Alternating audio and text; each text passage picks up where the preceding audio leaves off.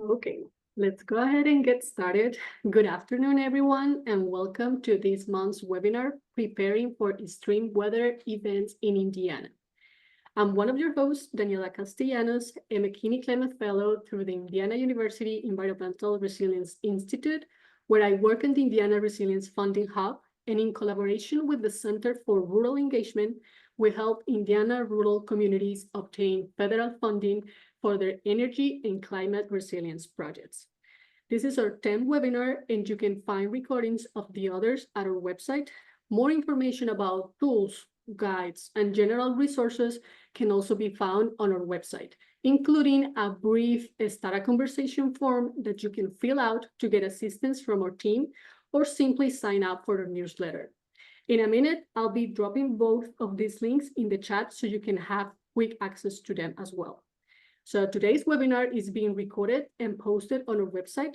We will have time for questions and general discussion after the presentation, so please put your questions and comments in the chat. Getting into today's webinar, we are pleased and happy to introduce Gabrielle Filippelli. Gabrielle Filippelli serves as a Chancellor's Professor of Earth Science at IU Indianapolis and is the Executive Director of the Indiana University Environmental Resilience Institute. With extensive expertise in climate change, exposure science, and environmental health, particularly in cities, Mr. Filippelli is well equipped to discuss preparedness for extreme weather events in Indiana. His educational and technical background makes him an authoritative voice on this critical and timely topic. So please join me in welcoming Dr. Gabrielle Filippelli. Well, thank you so much, Daniela, and thank you for the invitation. I really appreciate it. And thank you all for showing up on a Thursday afternoon. I appreciate the opportunity to share some of our insights on this topic with you. And Daniela, I'll just give a thumbs up that you're seeing my actual screen. Good deal. In my opinion, the current climate challenge can be summed up in one slide. That is that if you count back through the time when we start taking the accurate temperature of our planet, which is about 1880, the 10 hottest years we've ever recorded have been the last 10 years. And if maybe Danielle will invite me back next year, and then I'll report that, unfortunately, the 10 hottest years on record will also be the last 10 years. This is the challenge facing the globe. And it's not just, as you'll see, temperature. It's just simply temperature is an easy way to quantify and to visualize some of the challenges that we face. So in this presentation, I'm going to be talking, yes, a little bit about physics and science. I apologize, but to demystify why is this happening to us? When will it stop? Is there hope, or are we toast?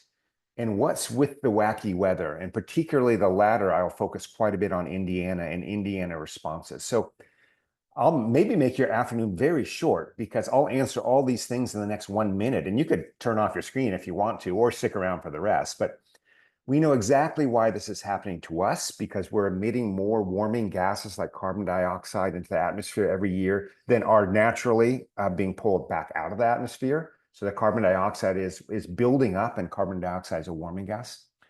When will it stop? Also know that when we stop emitting more carbon dioxide into the atmosphere than is naturally pulled out.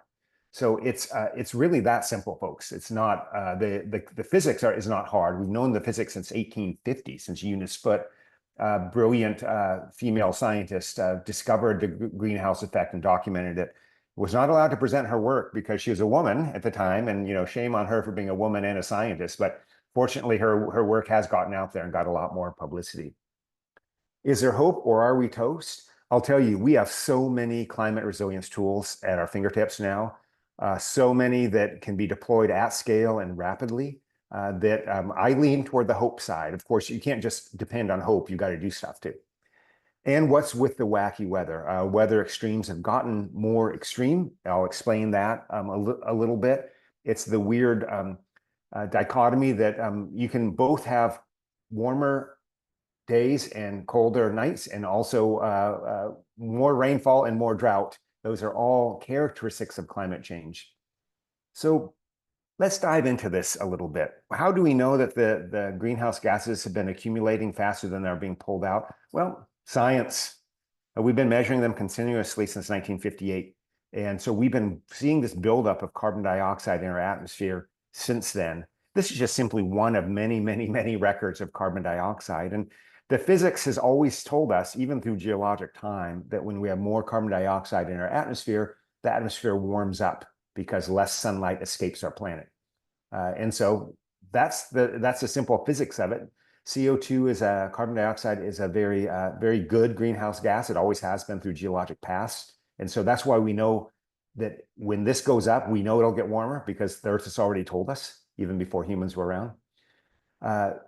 We also know by looking at the chemistry of this gas that this is from human beings. So from the emission of carbon from fossil fuels, that can be tracked really, really easily. So it's going up, and we've benefited from free energy from these fossil fuels for quite a long time, but we're realizing that nothing's for free. As my grandpa always said, ain't nothing for free. And using carbon the way we've done it has caused changes on our planet. Those changes are not theoretical. This graph might seem theoretical, but they're individual. Every single person on this webinar can chart themselves on this curve. Whether it's, well, who knows? Maybe people were born before 1958. I don't want to presume. But you can see when you were born, when your children were born, if you have children or grandchild or whatever. And you can see that within a lifetime, it's gone up substantially. Now, why do we know? Why is this already showing up in our temperature records? Isn't this theoretical, this whole global warming thing? No, it's not theoretical. We similarly have the very accurate thermometer for our planet, including both air and ocean temperatures. And this is that same human context put on that. We've been able to, the last slide showed the carbon dioxide. We've only been measuring that since 1958. But the temperatures we've been measuring since 1850, and I'd say really accurately since about 1880. And there we are. Temperatures go up as predicted. Physics doesn't lie. Physics works every time. And so I think we first have to take every opportunity we have to dispel these very disingenuous stories that climate change, this current climate change, is somehow natural. Yes, carbon dioxide is natural, but the source of it is not. The source of it is us. Now, I only show this off, put this slide in just so you can see my cool new stove.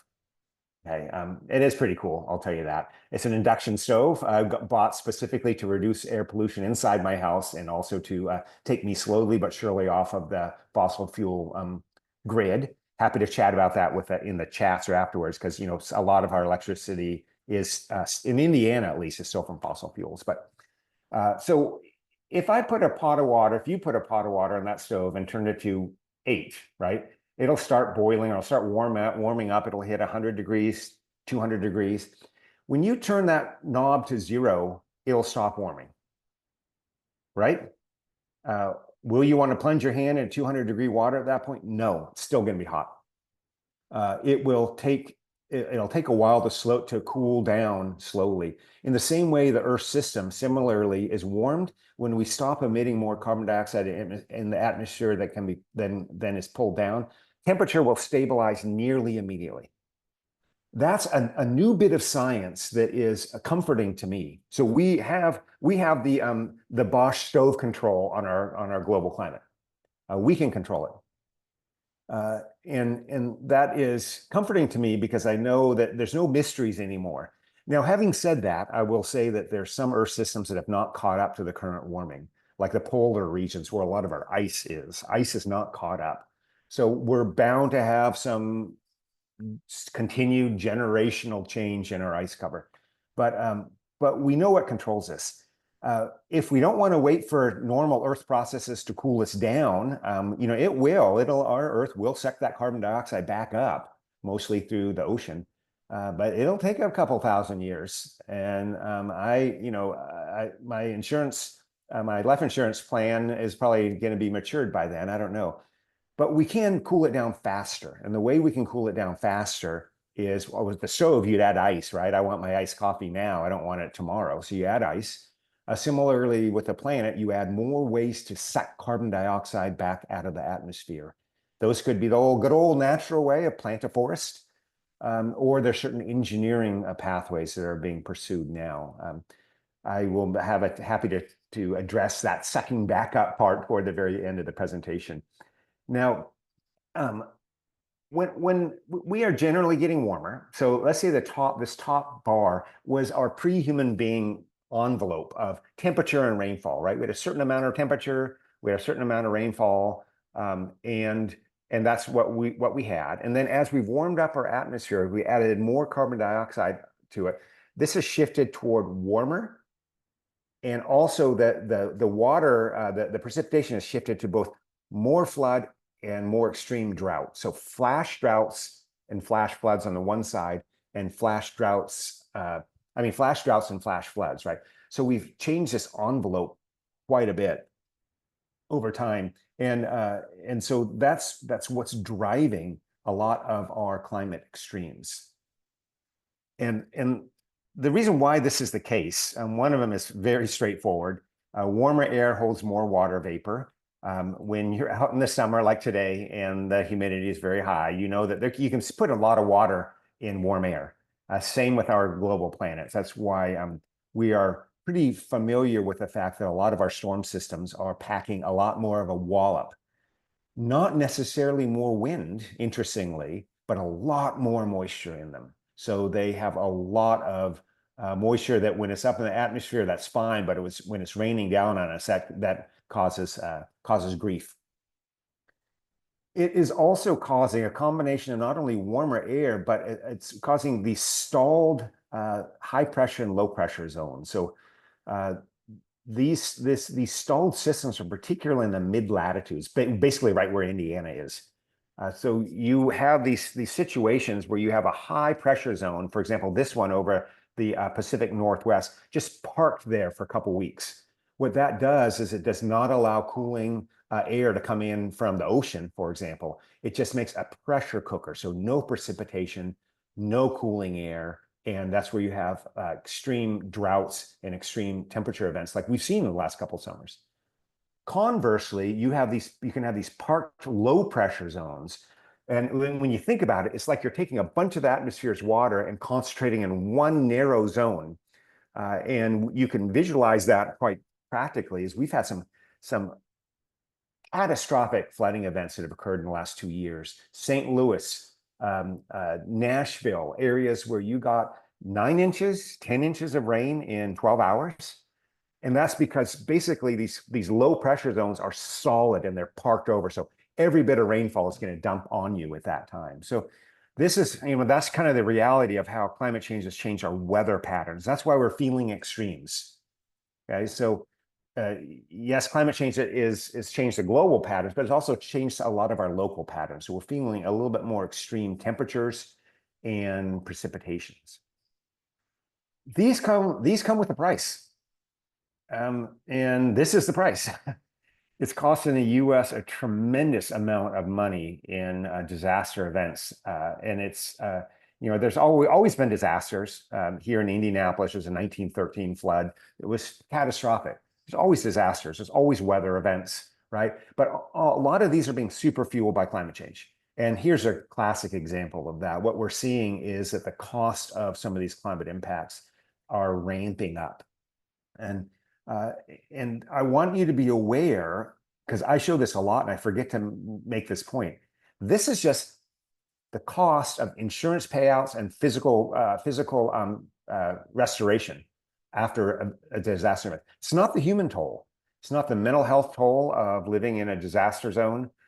It is not the physical health toll of dealing with mold and mildew after a flooding event. It's not from dealing with heat stress in the summer. And as a reminder, heat stress kills more people on the planet and in the US than floods, hurricanes, and other natural disasters combined.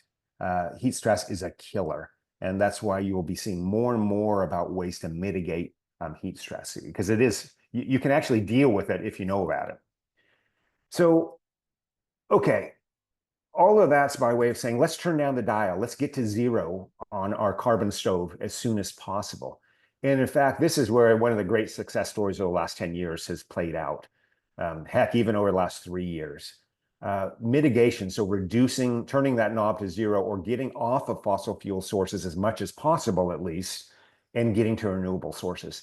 And we've done it. I mean, we are doing it at a rate that's never before been seen on the planet, never before been seen in this country. And yes, some countries are doing more. China, they're doing more largely because they started off with at a lower set point and then have a much higher population, right? So they can have the ability to build out faster. They're still burning fossil fuel. Don't get me wrong, they're still burning coal, but they are transitioning a lot of their grid to renewables, as are we in the U.S. And the reason why this is happening in the U.S., and I won't mince my words here, is that elections matter. The last election cycle, we voted for an administration that was very clear they were going to deal with climate change as one of, and infrastructure stability and disaster response as one of their hallmarks of the administration. And indeed, that's exactly what happened. If you can have whatever politics you want, but if you look into policy, which is where it really matters most to us, look closely at the policies when you vote. And in this case, this is a administration that was saying, we're going to get here. We're going to build out renewables. This puts a smile on my face whenever I think of Indiana, because we have people like Bill and Daniela and others on this call, and everyone from ERI, who is taking advantage of the fact that this administration is putting this money in and bringing climate solutions here to the Hoosier state. And so we're seeing real changes. I'm going to document a couple of those a little bit later on. So let's, enough of this global stuff. Let's focus on Indiana. What do we know about hotter, and how much hotter is it going to get? Well, fortunately, we know quite a bit about how much hotter it's going to get. These are some projections of heat trends in Indiana through the end of the century, which, yeah, I might not make it to the far right side of it, but I hope to kind of make it to the middle band. And you can see that temperature is forecasted to go up. This is based on what we know about continued patterns of carbon emissions. And so Evansville will actually get warmer relative to South Bend. No surprise there, I guess. But we've been starting to break the temperature trends down by regions of the state, so we can provide region-specific advice and support for cities and towns and businesses in Indiana, largely through things like our McKinney Climate Fellows, like Daniela is here, and others. Here's our expected climate scenario. Here's the worst case scenario if we didn't care at all about climate and just kept, drill baby drill, I guess, philosophy. We're not going to get here, fortunately. We're well on our way. We're clearly on this pathway. So our actions already made a difference. But it is going to get hotter, and it is going to get wetter. And I could show you, I have forecasts of the precipitation events, but here I'll make it easy. Let's just look at our rain gauges. So this is stuff we've been measuring for the last 120 years or so. In Indiana, we've observed a slight increase in annual precipitation. So that's this thing as it's going to the right. We're seeing a little bit more, a couple more inches, 4 more inches of precipitation per year. But the issue that cities and towns and roadways and emergency services are dealing with is what's on the right, lower right, extreme precipitation events. These are precipitation events that the water ponds and floods and causes damage to infrastructure, to cities and buildings, and to people. And this is where it's increased substantially. It's gone up 16% since the year 2000 alone. And we forecast it going up in about another 16%. Again, the distribution is different when you look across the state, but we have that state-specific data at some of our ERI resources. So when I look at the hotter part, let's dive down here a little bit. So I showed in that map of the state, well, yeah, it's going to get hotter, but if you live in South Bend, we project it to get a little hotter, right? It has, the wonderful lake effect and so forth. So instead of 0 days that are consistently in the dangerous area, so 90 to 95 degrees. We're talking maybe 4 days. Indianapolis is a little bit more of a challenge. I cut off the scale, I'm sorry there, but it's about 8 to 9 days that are likely to be hotter than that. And Evansville, significantly more than that. Cities are already naturally hotter than their surroundings because, not naturally, they've been engineered to be hotter than their surroundings. I'm going to dive into this a little bit more, but there's this urban heat island effect. We haven't designed them to be hot on purpose. They're hotter because of things that we put in cities. But again, that's not unchangeable. We also have the controls on how the temperature controls on cities themselves. And it's really important to start looking at cities as prime areas to experiment with new approaches to make cities more livable. You know, roughly 80% of the globe lives in cities. So it's kind of important to get that right. So let's talk a little bit about not so much the gloom and doom, but impacts and actions. Like I want to make it very clear that we're not hapless victims, right? If we engineer things and we take actions with certain assumptions in mind, and sometimes our assumptions are exceeded, and then a disaster ensues, right? So if you assume that the highest precipitation event you'll get for the next 30 years is going to be what we had in the year 2000, your starting assumption is flawed. And in that case, if you design infrastructure to deal with 2000 era precipitation events, you've designed for a climate that we no longer have in Indiana or in many places.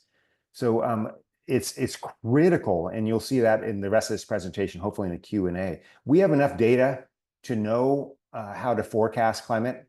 You know, if you're going to plant your garden this summer, you don't need to have a fancy climate model and know what it's going to be like in 2035. Just plant your garden, and hopefully it'll be wet enough. If not, you water it.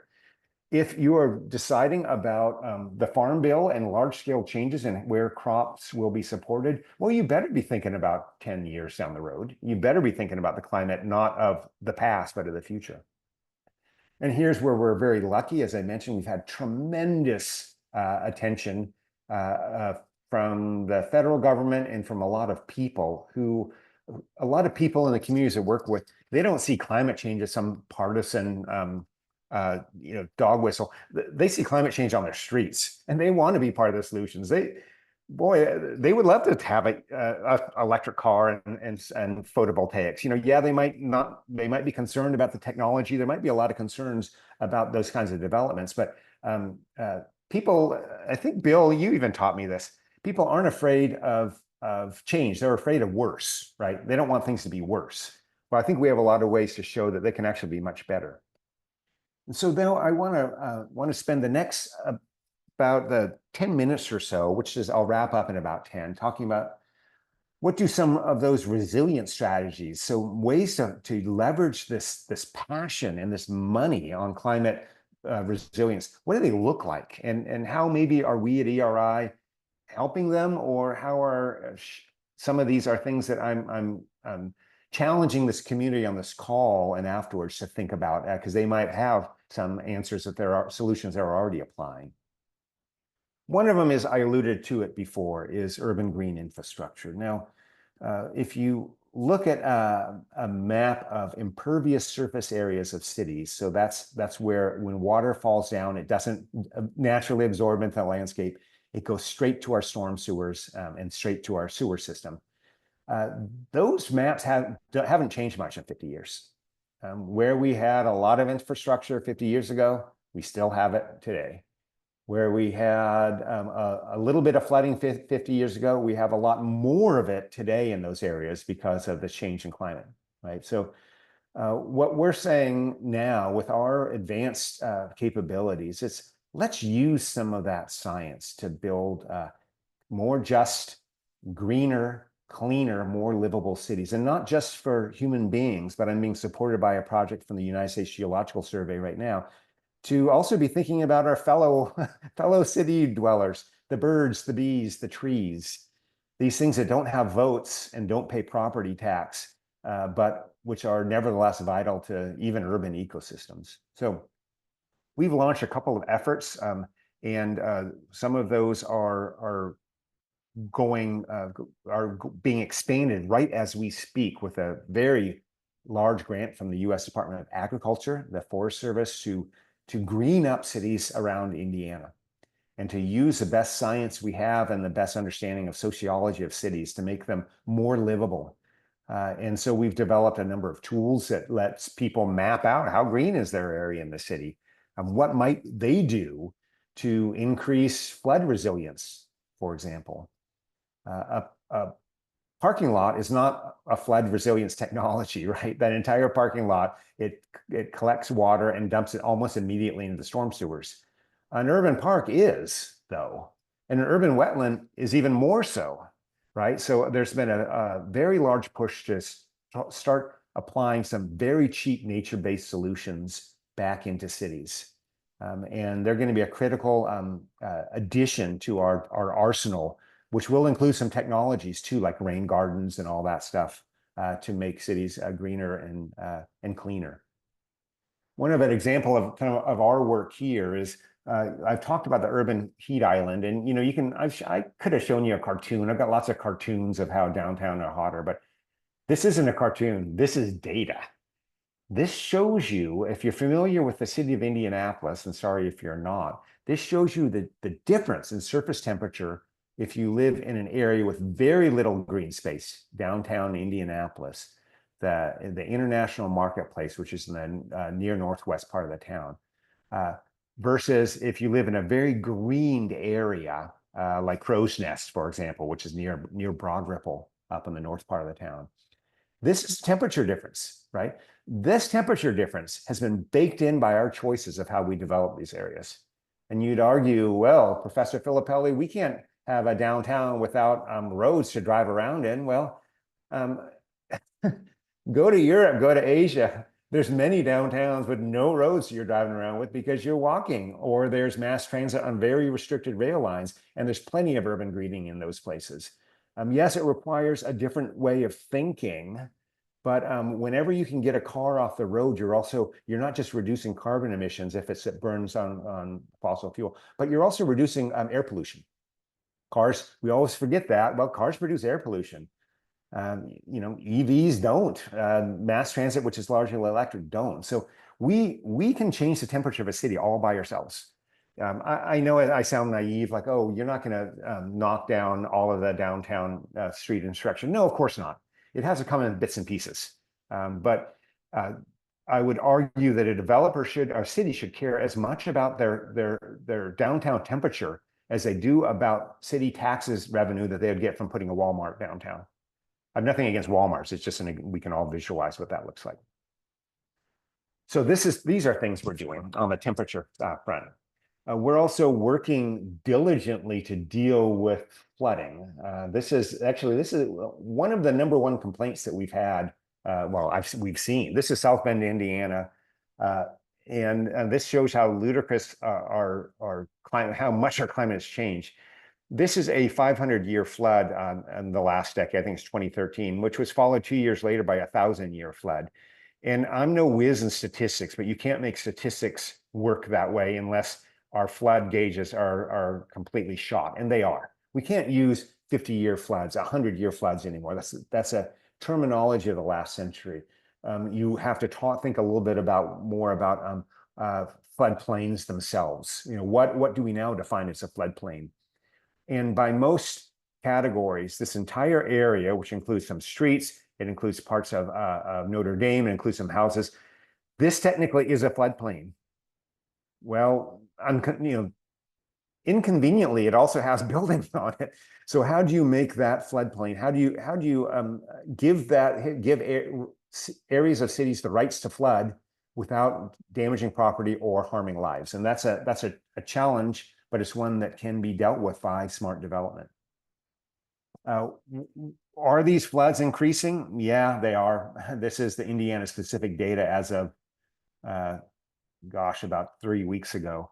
For the last couple of years, we've been lucky not to have floods, but our flooding has increased, and with it, its share of flood-related insurance buyouts. So those are some urban issues that we've been dealing with. I'm going to return to one of those right toward the very end, but now let's talk about some ag issues. I know there's some folks from the ag sector here. So amber waves of grain. Yes, the Midwest is famous for its grain production. It has a lot of advantages over other areas. First, I don't know if you've noticed, but it's very flat. So you can get a lot of very big equipment in, large scale agriculture equipment in. The second is that parts of the Midwest, like Indiana, get the right amount of rainfall, typically, at least at the right time, typically to grow things like corn and beans. Many of this is engineered, of course, via drain tiles. So we artificially dry out a lot of our fields, which has its own environmental impact. But and you know, corn and beans are a mainstay of agriculture. But I showed you some of those climate projection maps, right? And I could show you similar ones for rainfall. We can't expect to have the same perfect combination of a precipitation and the right temperature, the right time to ensure that this crop continues to yield the way it used to yield. And we use corn for a bunch of other things than eating. Obviously, none of this corn will go into your mouth directly. It will feed pigs and cows and chickens, or it'll turn into ethanol, or it'll turn into corn syrup. You will eat it eventually, or fuel your car with it. But that's just our agricultural system here in the Midwest. Now, you can also say, well, Gabe, our yields have gone up.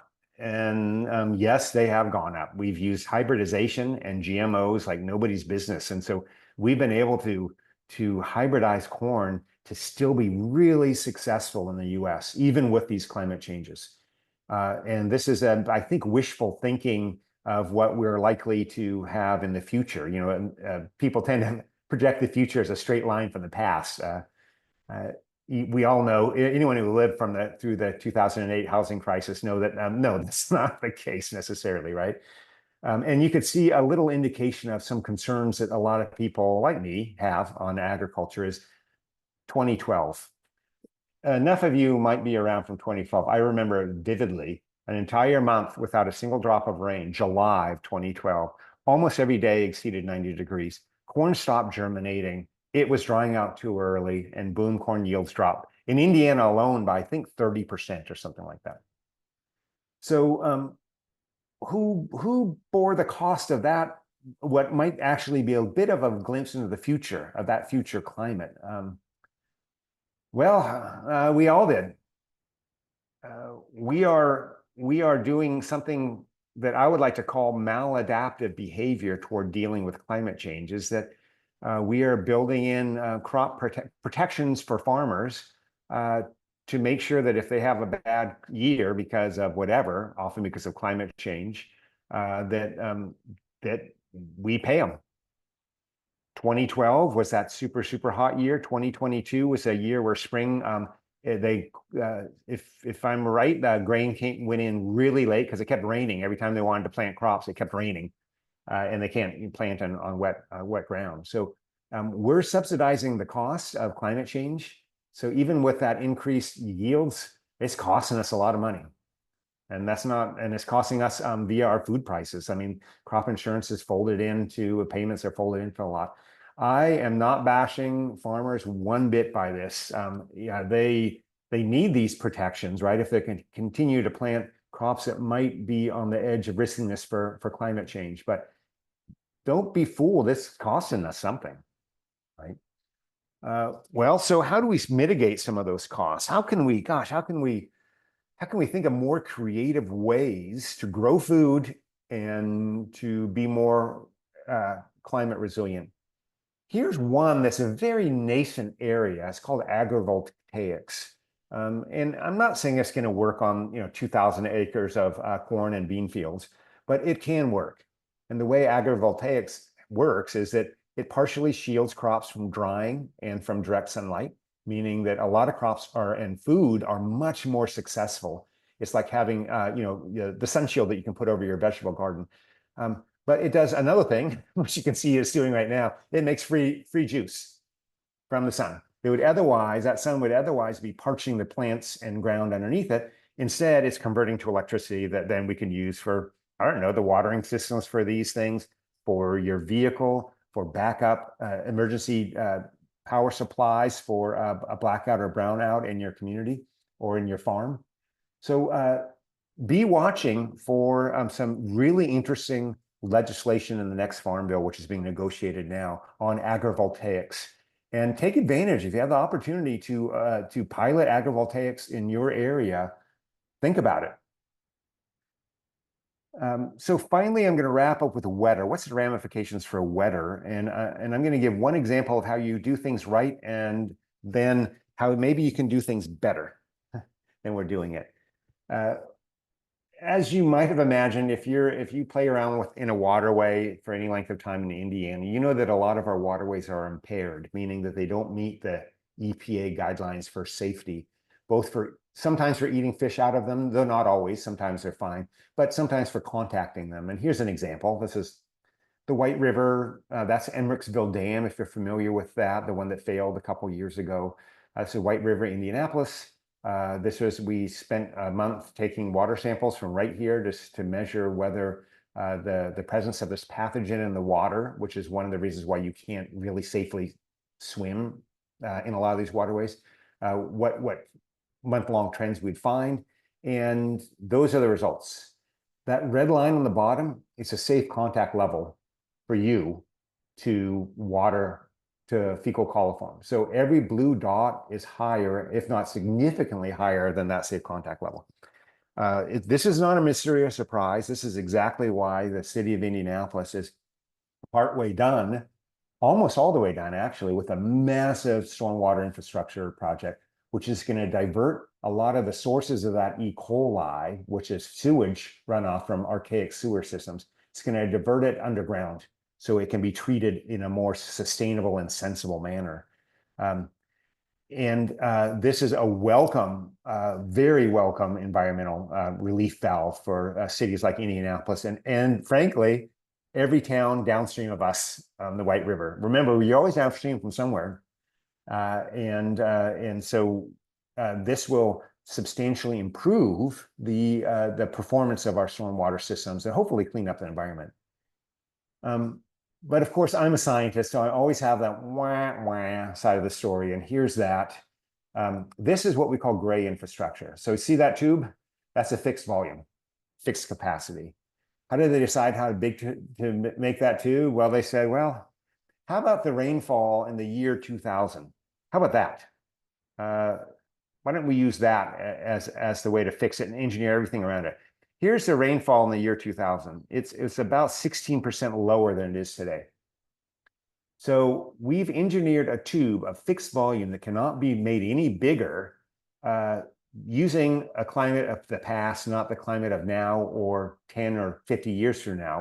We hope this thing lasts for 50 years, right? That's the whole point of major infrastructure projects. So does that mean I'm going to throw cold water in this Dig Indy project after $2 billion spent? No. It's phenomenal, but we've got to do better, which is that we don't have to just build tunnels for our sewage underneath the city. We can also build ways to bring natural flow back to our cities themselves before that water even hits the sewer systems, the stormwater systems. And there's a number of projects that involve sacrificial wetlands and green spaces like this one, right? That allow for recreation, that allow for wildlife, but allow for temporary short-term flooding if it rains too much. So no buildings are built there, obviously. There's no roads. There sometimes are pathways in some of these channels, but this is like a natural canal system that provides us just with that safety valve, that little bit of relief when extremes hit, and extremes will continue to hit. So I hope that I've given you a vision of why I remain very optimistic in the face of climate change, is that it's a solvable problem, both at the front end, meaning we know how to turn down our stove. It's just going to take us a little while to get there. And on the back end, well, we know how to design systems that are more resilient than our current ones. And so that's what we do every day at ERI. And if you don't believe us, read our book. You know, since you can either have a website or a book, either one, that means you're real. I read our book where we talk about a lot of local examples. And I just want to, I didn't want to make any of this sound easy. All climate solutions exist. Some are easy, some are not, and yet all should be pursued. And with that, I encourage you to to harass us via email, eri@iu.edu, or check out our cool website, eri.iu.edu, or yell at me via Twitter if you feel like it. A lot of people do, so I'm used to it, at Gabe Filippelli. I still call it Twitter. Sorry. I guess that's a social media of the past. Thank you, Gabe, for that excellent presentation. My viewing was interrupted repeatedly by warning messages of a severe thunderstorm watch. So it's a very timely topic for us. And I'm Bill Brown. I'm the Assistant Director for Strategy and Engagement at ERI, and a team lead for something called the Indiana Resilience Funding Hub, which Daniela is also a part of our team as a McKinney Climate Fellow. And we're here to help you with funding for mitigation and adaptation to climate. And we want to help you get ready for that. And if you are especially a rural community, that's what we're designed for. And if you are not a rural community, we'd talk to you anyway. So I think Daniela posted the form earlier in the chat. That's the best way to get a hold of us.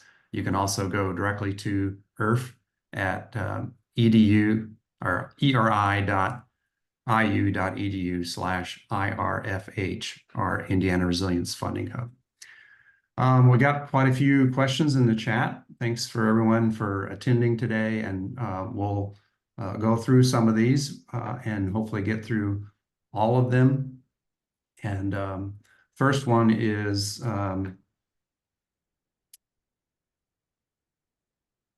what is the impact of atmospheric rivers in Indiana? Yeah, being a native Californian, California aren't sole owners of atmospheric rivers. So these are basically lines of low pressure that, in the case of California, I'm sorry, they funnel storms and concentrate them in narrow bands, meaning that same concept that I was describing, right? So precipitation that would maybe fall over a large area, well, it's all concentrated in a smaller area.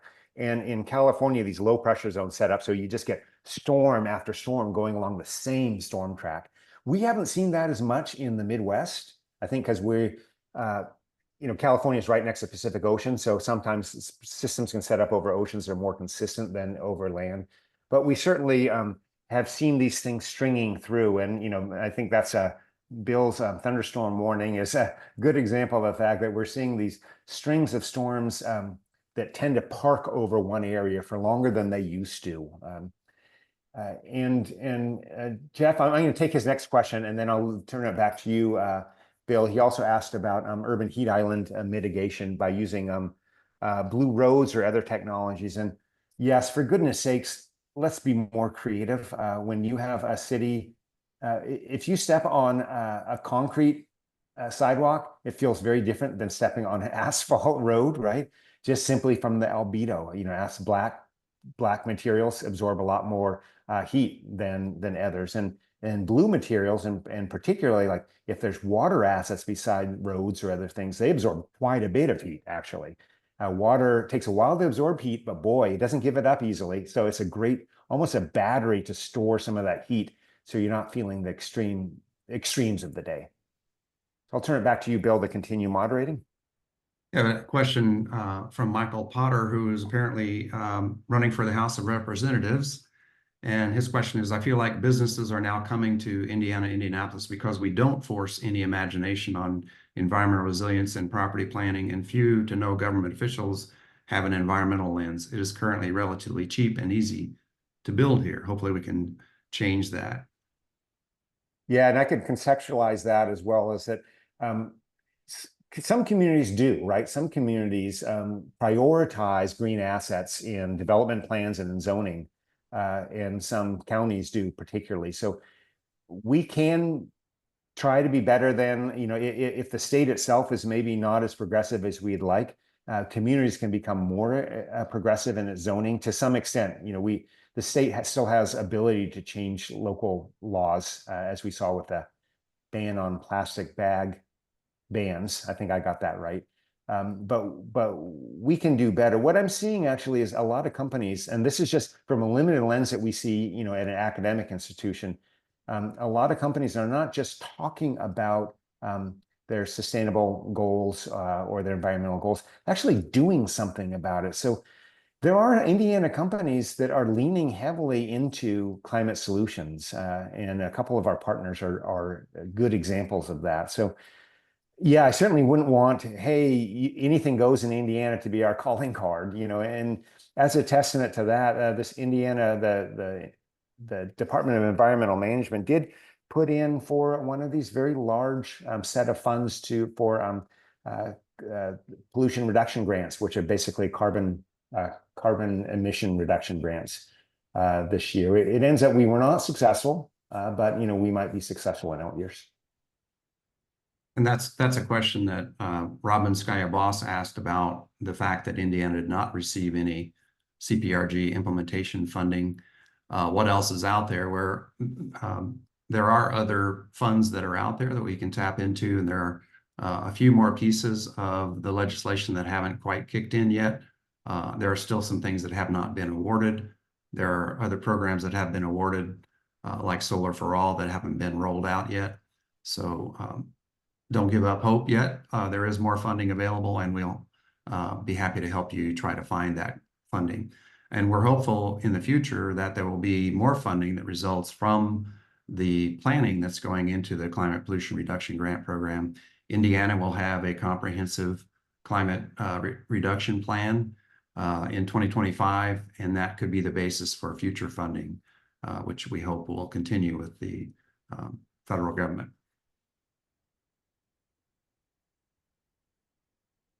Someone asked about agrivoltaics. We put a link there. There are many other resources we could direct you to. There are several pilot projects around Indiana. Solar United Neighbors is another good resource for information about agrivoltaics, or ask us a follow-up question. We'd be happy to get back to you on that. And question from Environmental Health is, for rural communities, the responsibility to mitigate climate impact seems to be on the individual and household level. Do you have resources or guides demonstrating effective individual and household level strategies to reducing carbon emissions and funding to implement those strategies? Some strategies can be like electric stove, energy efficient appliances, weatherization, energy conservation practices, carpooling, household solar energy, and et cetera. But we should also mention that in 2025, we'll see the home energy reduction program roll out, where home energy efficiency program, which will allow individuals to apply for up to $14,000 in funding to help with energy efficiency upgrades for their own home. So this is an area of opportunity, but also an area where there's funding that is about to become available.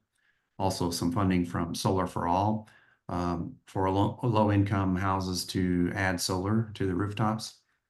So lots of opportunities out there.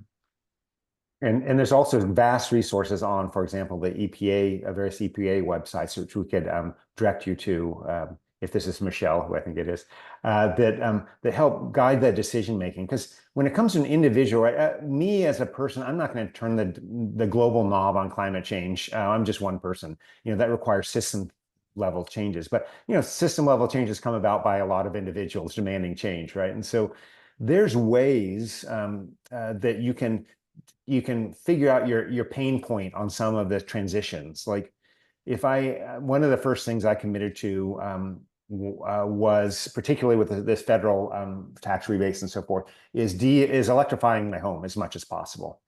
I mean, as much as possible. It's not all easily doable, but that doesn't mean would take a perfectly fine gas stove and throw it out, right? Because I would either resell it. In this case, my stove was broken, so it was a very easy decision, and I've always wanted to go induction.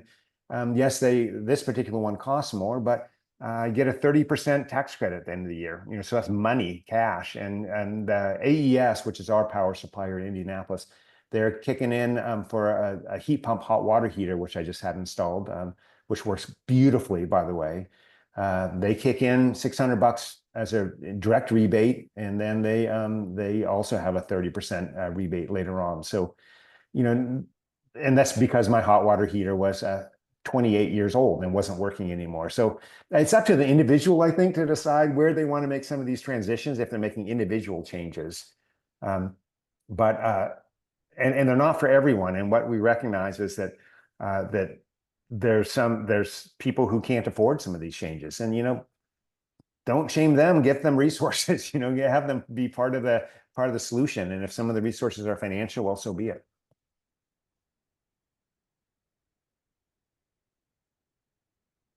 So this is, I'll catch this one from Neil Tong. Are you afraid there might be no unknown unknowns that may make climate worse than our climate change? Well, I hid a slide, Neil. I don't want to scare you, but I did hide a slide in here, and I'll show you the slide. I make it sometimes sound like the scientists have it all figured out. There's two areas that we haven't figured out as well as we would like to, and that's nothing to do with the physics of how carbon dioxide work. It's how ice sheets work. I know that seems far afield, like who cares about how ice sheets work, but we don't understand quite enough about ice sheet dynamics and what keeps an ice sheet stable versus decaying, because we don't have enough natural examples of a climate shift this extreme to go by, right? So we're just doing observations and making some guesses. And what that means for us practically is the difference between sea level has already gone up by about 10 centimeters, which means that if you live in the coastal zone, you're more prone to coastal flooding, just because every time a storm comes, then it can sweep in a little bit farther. But what we don't know is if by 2050, it'll go up another 10 centimeters or 60 centimeters, right? 60 centimeters is, a lot of inches, several feet. That starts making a huge difference on coastal infrastructure, shipping lanes, ports, and so forth. And so that keeps a lot of climate scientists up at night. And I'll show you one other thing. I'm just going to share slides just one more time, because here's another thing that none of us like to see, and it's showing up now in our climate records, is this. You probably know that some of our extreme temperatures lately have been because we were in an El Nino cycle, which is a cycle where heat from this normally stored in the ocean is moved to the atmosphere temporarily. So it's these 6-year, 4-year cycles. And we're out of it now. We're in La Nina. Our temperature doesn't seem to be relieved much, but here's what's concerning us. So the North Atlantic, I know it seems like, oh, that's who cares? That's off the ocean. Its sea surface temperatures are going up far higher than we predict they would. So the North Atlantic is heating a lot faster than most of our models would predict based on our observations. And you could see this change in slope, right? From something that's like, ooh, it's warming up a little bit to, oh my goodness. And the reason why I harp on the North Atlantic temperature is that's where all of our hurricanes are spawned in the North Atlantic, right? Just north of the equator. If you go up to the top of this range, 60 degrees north, that's where the ocean water is next to Greenland, which has huge melt potential, right? So, yeah, there are some things that we know are unknowns. The unknown unknowns, I think the biggest one is what in the heck are we gonna do? Right? I think the biggest surprise for a lot of climate modelers is that we held on to this high emission climate scenario, meaning we would do kind of business as usual, for far longer than it was apparent that we were coming to our senses, right? We are globally coming to our senses, so we're not going to be as bad as, Humpty Dumpty's not going to fall off the wall anytime soon, in other words. So we're not as bad as we could be, but we don't know if we're going to make a reversal. I mean, one of the shocking things has been over the last 4 years, our carbon emissions globally have gone up substantially. So it's been kind of like this, and we've ramped it up much like that temperature gauge, and that's what our economies are doing. And so it's really frustrating to be at this time, but there's so many climate solutions. But the unknown is what the heck we're going to be doing as individual nations or as a globe about this. And you bring up, what might happen if permafrost melts. There's tons of good, they call them CLI-FI, apocalyptic fiction about what happens when you release frozen pandemics. But for real, what happens when you release what is a fairly high amount of methane stored in our permafrost in the atmosphere? But also what happens when you destabilize entire Arctic villages because they were built on permafrost and now everything's just a mud soup. Yeah, those are actually among the unknown. Well, we know they're unknowns, but we're not very savvy in predicting what's going to happen. I'll turn it back over to you, Bill and Daniela. I think we're pushing on our time. Yes, thank you for that. Thanks for the questions from everyone. Thank you for listening to our webinar. Daniela, thank you for putting together a wonderful webinar with a great guest speaker. And we continue these. We try to have these once a month. And if you have ideas for future webinars, please let us know what that is. But do also check our previous webinars on our website. You'll find some equally interesting speakers on that list.